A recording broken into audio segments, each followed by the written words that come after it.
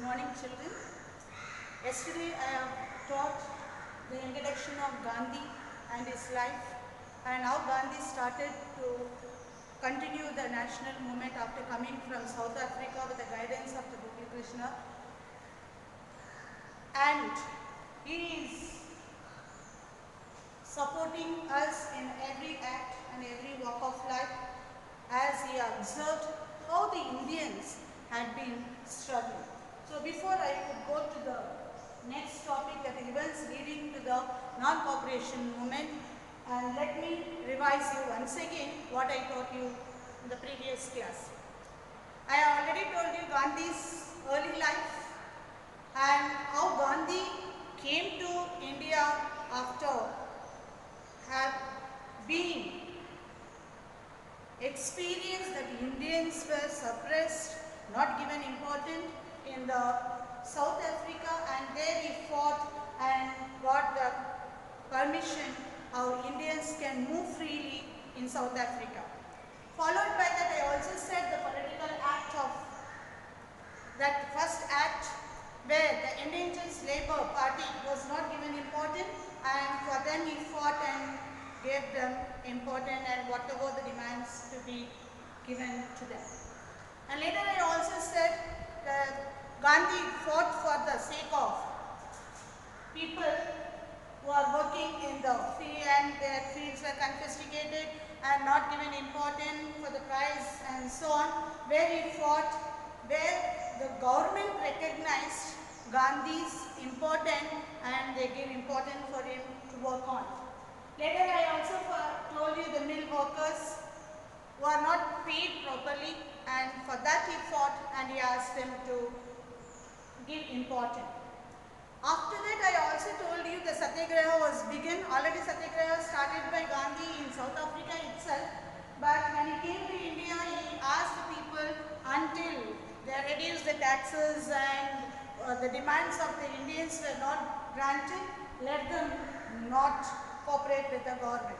Later I also told you the importance of Satyagraha. Satya means what, Graha means what, the truth without violence, fight for the truth and get in a non-violence manner. The importance of non-violence as well as Swadesi. Also I told you, use only the Indian goods and not to depend upon the government. And later I also told you the importance of moral values and the ideals. So Gandhi gave importance for how to have patience and what to give importance, and especially the social ideal we see give importance for the Aryans. They are children of God because they do all the mean work which we can't do it, and because of that he gave importance and he tried to uplift the untouchable, and for that he worked along with his Congress members. And I told you already yesterday, just started with the Rowlatt Act, what are the causes are the events leading for the civil disobedience, non-cooperation movement. The first one is Rowlatt Act. Rowlatt Act is also called as a Black Act.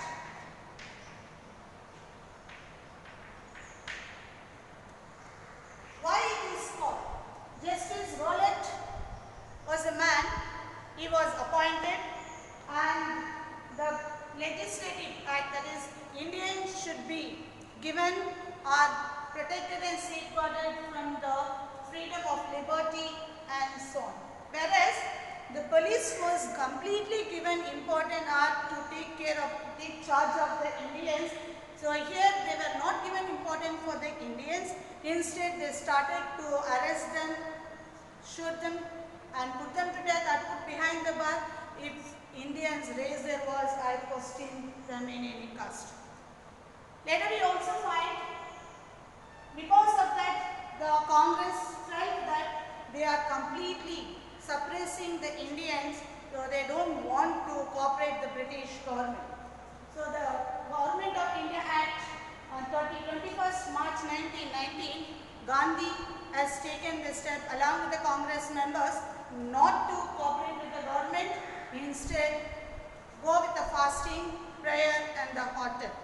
That is what on 6th April 1919 1919 people went in a strict manner for protesting against the government. So the Atal procession went in a strict manner almost in all the areas, and it was in a peaceful atmosphere, there was no confusion. Followed by that, after the Rowlatt Act, we also find the Jallianwala Bagh massacre. I already said on 6th April 1919, the peaceful atmosphere was found throughout India when they followed the protesting against the government.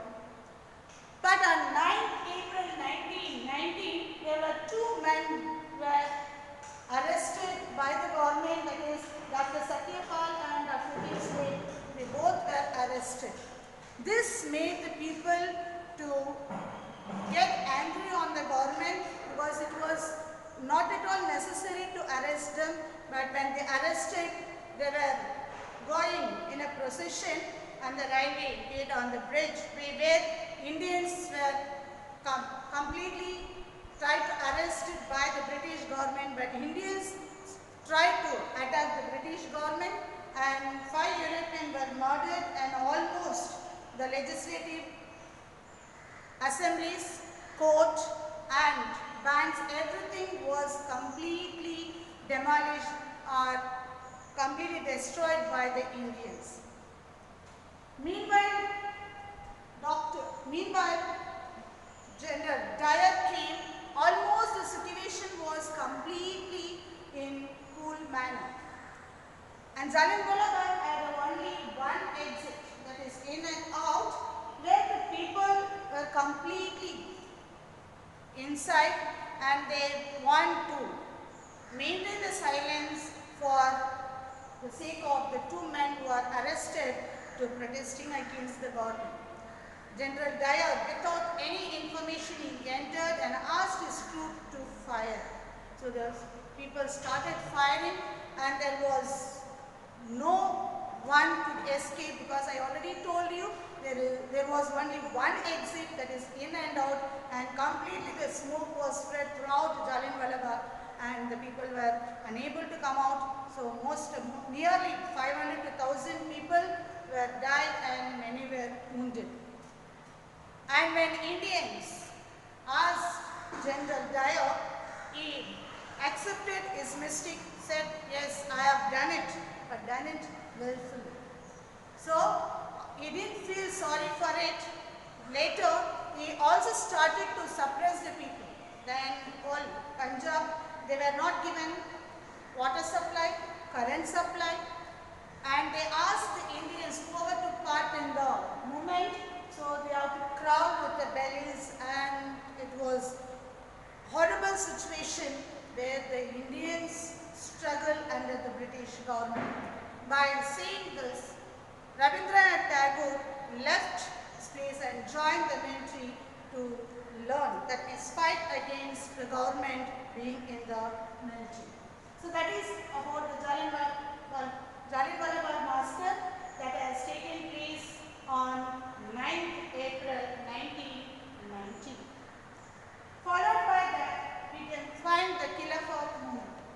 Khilafat movement, the two brothers, the Ali brothers, who fought against the Muslims, which has taken place in Turkey, and here the Muslim Indians fought from India for supporting the Turkish people.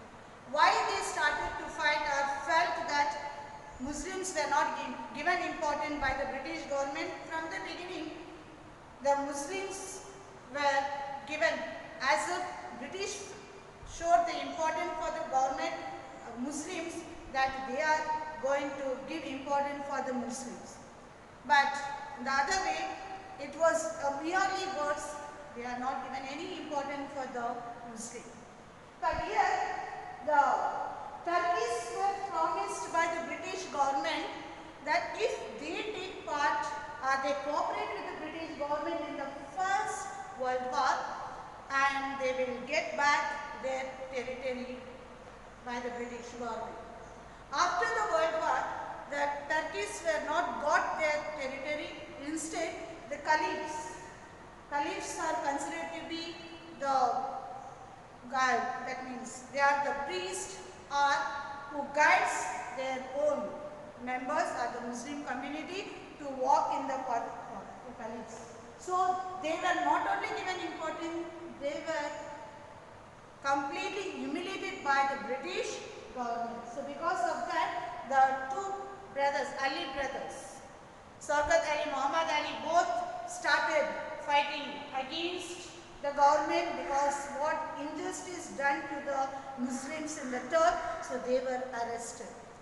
After coming from the British, after coming from the prison, these two brothers, Ali brothers, felt that Congress is going in the right path and they want to rejoin the Congress. So, taking advantage of this, Gandhi also felt that they were waiting for the opportunity because there was a division in Hindus and the Muslims because of divide and rule followed by the British government, and with that they had a lot of enmity between Hindus and the Muslims. Once upon a time they together fought. We find that in the independence towards the 1857, the first war of independence, Hindus and Muslims together fought, which I have learned already, and by seeing that they were unable to digest that if these two cooperate together, work together, they cannot become the master of our country, so they followed the policy of divide and rule. So that continued till India could divide into two parts, that is India, Pakistan. So here when they felt that they are willing to rejoin the Congress and Congress were waiting for this opportunity, that they never want to be divided into two, Hindus and the Muslims. They want to work together and fight together. So later we find in 1920 various agitations were taken by the British government asking the government to change their attitude or change the policies and so on, where the British government never gave any importance for that. Later we will also find in 1920 Gandhi started to guide the British, that means the Muslim government. The leads were followed, the words of the Gandhi, and they went on supporting Gandhi. Gandhi instructed them, go with fasting, heartel, procession, don't cooperate with the British government. So that is what they followed Gandhi, and then it came to an end.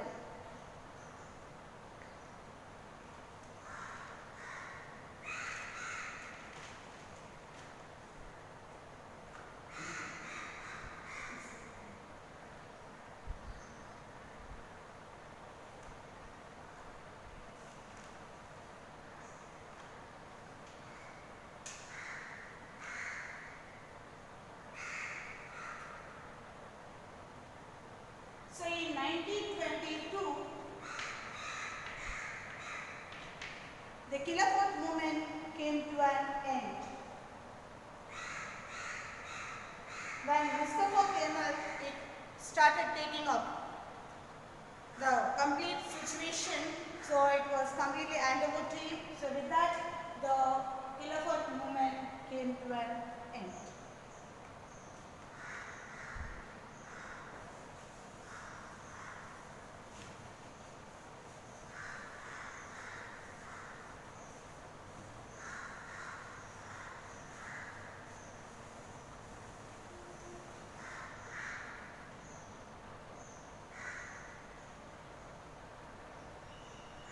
So once again coming to the non-cooperation movement, whether the non-cooperation movement gave any important, whether we are gained from this non-cooperation movement.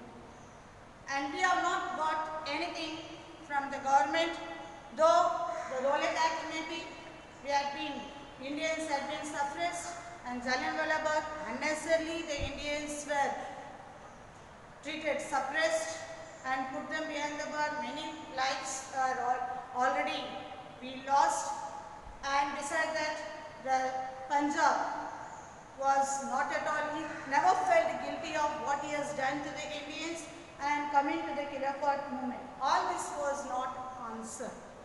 Beside that, the Indians has to take up the different resolution that why we need to cooperate, why we shouldn't cooperate with the government. So because of that, we also find the Rowlatt Act to be, they are taken in 1920, many resolution that British should feel sorry for whatever they have done. They should take back and they should feel sorry, and if not, they have taken different measures in the sense the objectives as well as boycotting of the. So we should give importance for the Indians in all the level, encouraging them and supporting Indians, as well as many industries should be open, that is only Indians goods should be used, not the British goods. And coming to the boycotting, we should boycott all the legislative councils may be, banks may be, whatever that is belong to the British government should be completely destroyed or boycotted by the Indians. This is what the resolution taken by the Indians. So I'll stop here. I'll come to the next topic in the next class.